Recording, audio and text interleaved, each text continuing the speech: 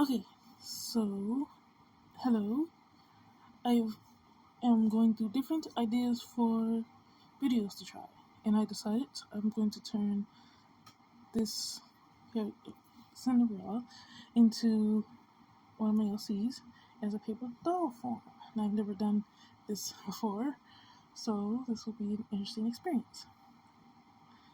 So yeah,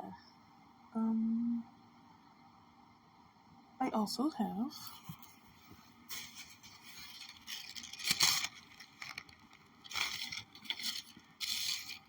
these that I drew in here that I'm going to be turning into LCs as well, which I have in a book somewhere that I don't know. Oh, it's over there. Alright, so yes, I think that's about it.